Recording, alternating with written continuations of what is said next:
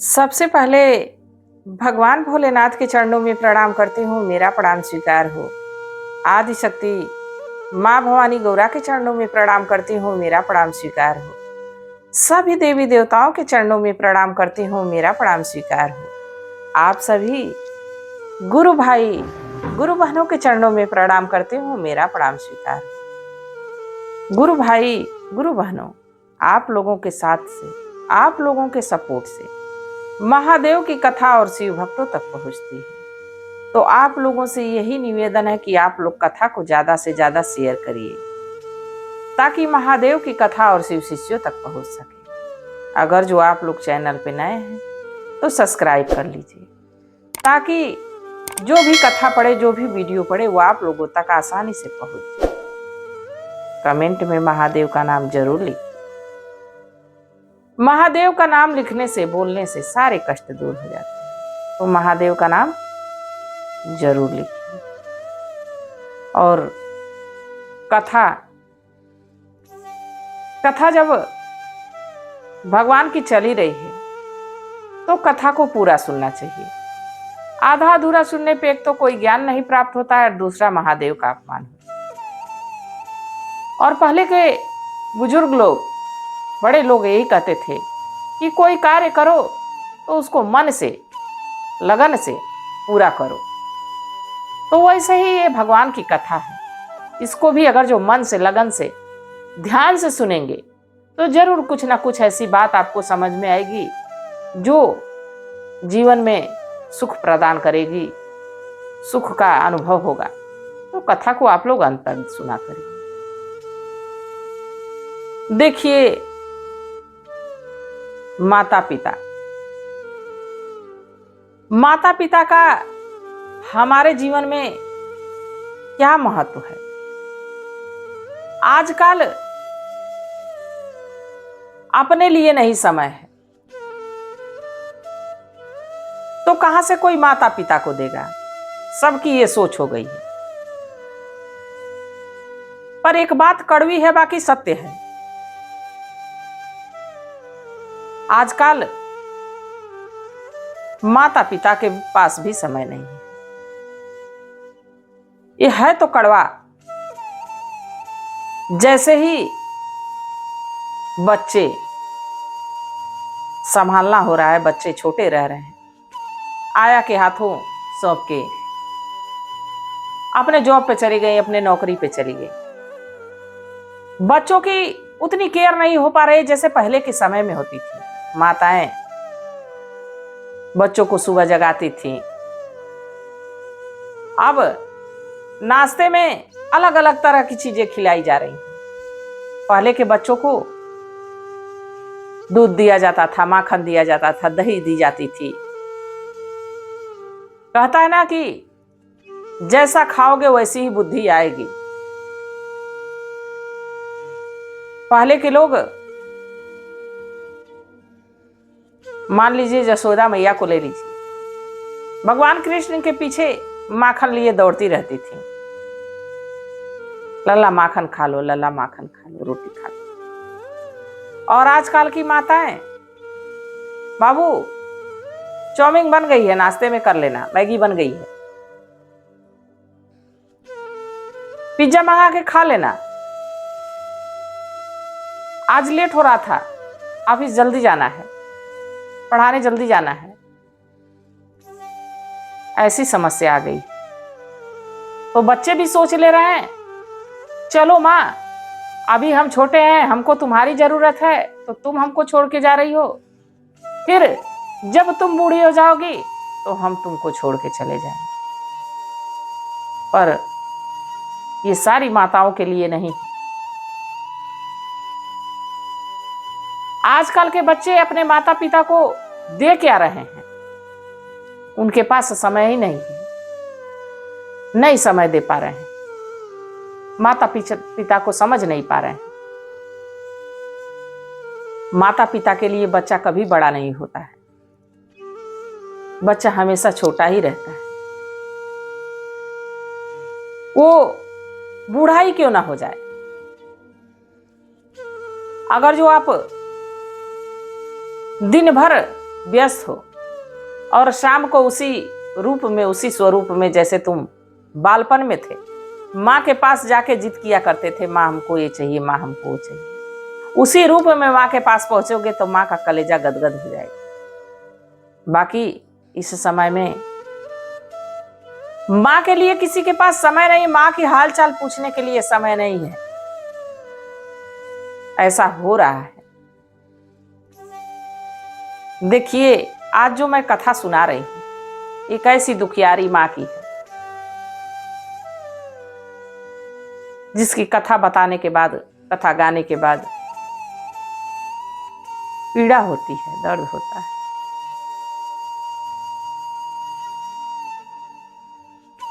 क्यों बच्चे ऐसा कर रहे हैं? ये क्यों में सभी लोग फंसे हुए हैं। देखिए, एक गांव में एक बूढ़ी मैया रहती थी और वो मैया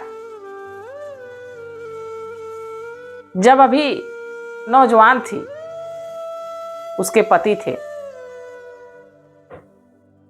तो उसके पति भी बड़े सज्जन थे और वो मैया भी बड़ी सज्जन थी। वो लोग भगवान के भक्त थे, बहुत ज्यादा अमीर भी नहीं थे, बाकी जितने में थे उतने में उनका गृहस्थ जीवन बड़ा ही सुखमय कट रहा था, बड़ा ही सुंदर चल रहा था। धीरे धीरे धीरे धीरे समय बीता। मैया को एक दिन पता चला कि मैं गर्भवती हूं। मैया की खुशी का ठिकाना नहीं रहा। हे प्रभु, आपने आज हमको पूरी तरह से नारी बना दिया, पूरी तरह से औरत बना दिया। भगवान के सत के उतारती बार बार भगवान को धन्यवाद करती। देखिए, औरत के लिए बहुत बड़ा सौभाग्य है मां बनना। औरत उस दिन अपने आप को पूरी समझती है। जब तक बच्चे नहीं रहते हैं तब तक कोई भी औरत अधूरी रहती है। अब वो मैया बड़ा प्रसन्न रहती थी। धीरे धीरे समय बीता और 9 महीने के बाद उसको बड़ा ही सुंदर सा लड़का पैदा हुआ हॉस्पिटल में। डॉक्टर आके बताया, मैया तुम्हारा बेटा हुआ है। इस बात को सुन के मैया बड़ा प्रसन्न हुई, उसके पति भी बड़ा प्रसन्न हुए। बाकी डॉक्टर कहा एक कमी है। मैया कही कि क्या क्या हुआ हमारे लाल को? डॉक्टर कहे कि कुछ ज्यादा नहीं, बाकी उसकी एक आंख में दिक्कत है। उसकी एक आंख खराब है, उसे दिखेगा नहीं। अगर जो किसी की आंख मिल जाती तो उसकी दोनों आंखें से दिखने लगता और बड़ा ही सुंदर बालक है। मैया अपने पति से कही, देखो जी, अपनी एक आंख दे दो। मैया के पति कहे, देखो भाग्यवान, एक अकेला घर में मैं कमाने धमाने वाला हूं। मैं अगर जो आंख दे दूंगा, ऑपरेशन हमारी आंख का हो जाएगा। मैं धूप में जाऊंगा, काम करूंगा, मेहनत मजदूरी करूंगा, हमको तरह तरह की दिक्कत आएगी, इसलिए मैं आंख नहीं दे सकता। मैया 2 मिनट सोची, फिर डॉक्टर से कही, डॉक्टर साहब हमारी एक आंख ले लो, हमारे बेटे को लगा दो, हमारा लाल सुंदर दिखने लगे। डॉक्टर कहा कि आप कुरूप हो जाएंगे। मैया कही कि मैं कुरूप हो जाऊंगी तो हो जाने दो, हमारा लाल तो सुंदर हो जाएगा। ऐसी भावना थी मैया की। मां ऐसी होती है, अपना सब कुछ न्यौछावर कर देती है, पर अपने बच्चों को आंच नहीं आने देना चाहती। डॉक्टर उनकी मंजूरी से ऑपरेशन करके उनकी आंख उनके बेटे के आंखों में लगा दिए। आंखें सुंदर हो गई, अब मैया कुरूप हो गई। मैया पहले से ही थोड़ी सांवली थी और आंख निकलने जाने के बाद उसका चेहरा भद्दा दिखने लगा। बाकी मैया बड़ा प्रसन्न रहती कि चलो हमारे लाल का मुखड़ा तो सज गया, हमारे लाल तो लाखों में एक हैं, और बड़े ही दुलार से बड़े ही प्यार से पालने लगे। धीरे धीरे कुछ समय बीता, लड़का 4-5 साल का हो गया और जैसे ही लड़का 4-5 साल का हुआ, मैया के पति का स्वर्गवास हो गया, इस दुनिया को छोड़ के चले गए मैया के लिए। पति के दुख को भी मना नहीं पाई, इसलिए कि बेटे की जिम्मेदारी उन पे आन पड़ी थी। अगर जो पति के लिए बैठ के रोती तो बेटे के लिए कुछ नहीं कर पाती, इसलिए कुछ दिन शोकाकुल रही, कुछ दिन पति के वियोग में रही, फिर वापस अपने गृहस्थ जीवन में मेहनत मजदूरी करने लगी ताकि अपने बेटे को पढ़ा लिखा सकूं। अब मैया रोज उसको स्कूल ले जाती छोड़ने। एक दिन उस छोटे से बालक से उसका मित्र पूछा, ये बताओ तुम्हारे साथ वो काली कलोटी बुढ़िया कौन आती है? तो बालक कहा, वो मेरी माँ है। तो कहा, तुम्हारी माँ कितनी कुरूप है, मुझे तो देख के घिन आती है। अब बालक उस दिन घर आया, मैया तुम मेरे स्कूल ना जाया करो, मैं अकेले चला जाऊंगा। अरे बेटा, रास्ते में चोट चपेट लग जाएगी, कोई मार देगा, कुछ हो जाएगा तुमको, मैं अपनी सहजता के लिए तुमको पहुंचाती हूं। नहीं नहीं मैया, मैं बड़ा हो गया हूं, नहीं जाने की जरूरत। उसको तो शर्म आ रही थी कि हमारी मां कुरूप है। अब उस दिन से लड़का अकेले जाने लगा। धीरे धीरे धीरे धीरे समय बीता। समय के साथ वो पढ़ लिख गया, पढ़ लिख के बाहर चला गया, बाहर जाके भी अच्छी पढ़ाई किया, वहां बड़ा अधिकारी बन गया। जब अधिकारी बन गया, आया तो उधर से शादी करके आया। मैया फिर भी बहुत प्रसन्न थी, चलो हमारा बेटा कम से कम अधिकारी तो बन गया, पढ़ लिख के हमारी मेहनत तो रंग लाई। अब हमको किस बात की चिंता, तो बेटा कमाएगा और हमारी बहू घर में रहेगी, हमारी सेवा करेगी।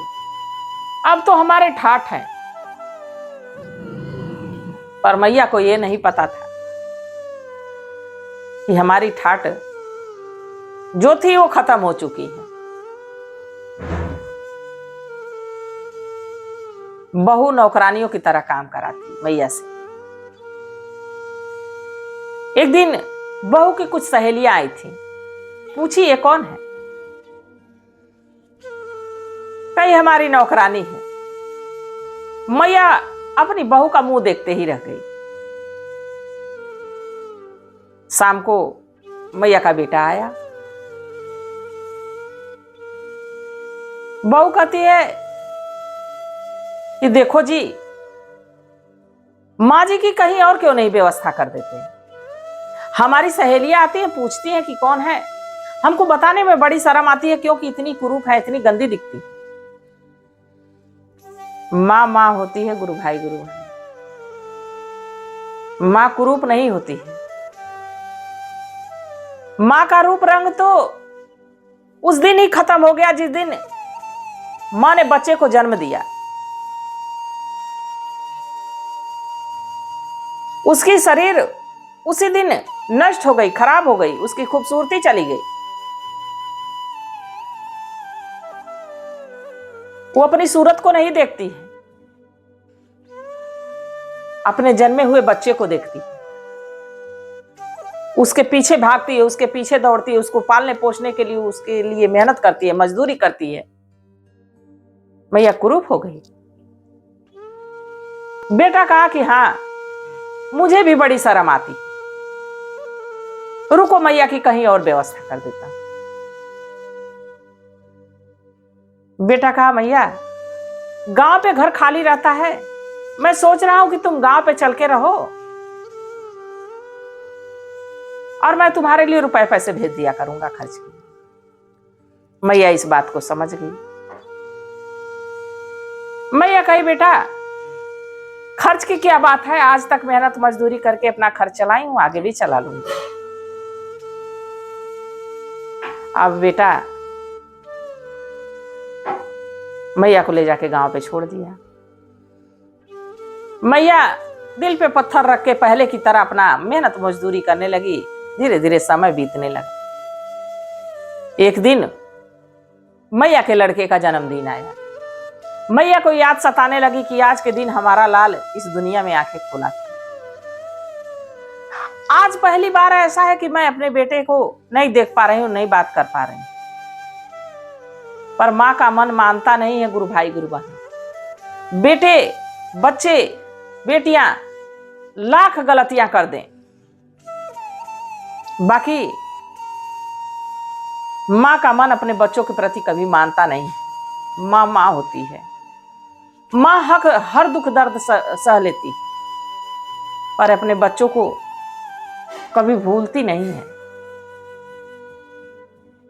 अब मैया खीर बनाई, खीर बना के टिफिन में पैक की और लेके चल दी। जाते जाते शाम हो गई। अब शाम को मैया के बेटे के घर जन्मदिन की पार्टी चल रही थी। बहुत भीड़ लगी हुई थी। मैया गेट के दरवाजे पे खड़ी।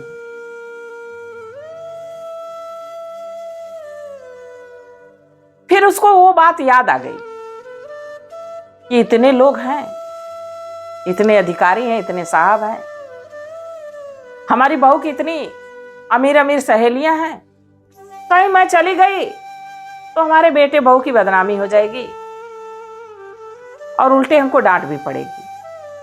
मैया वहीं से गेट पर से अपने बेटे को भर नजर देखी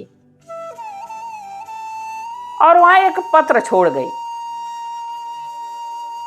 वहां पे एक पत्र छोड़ गई।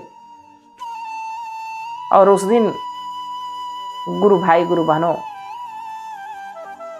बड़ा ही दर्द का मंजर गुजरा।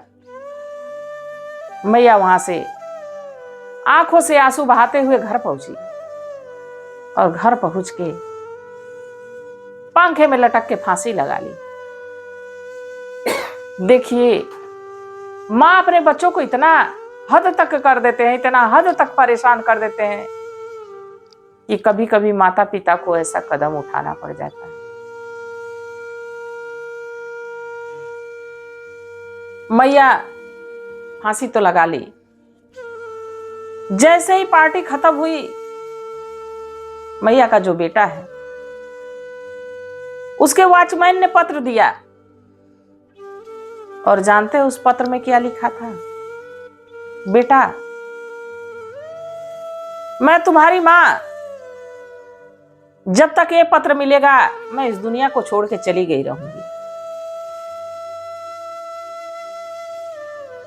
और तुम हमको दूर रखना चाहते थे, हमको कुरूप समझते थे,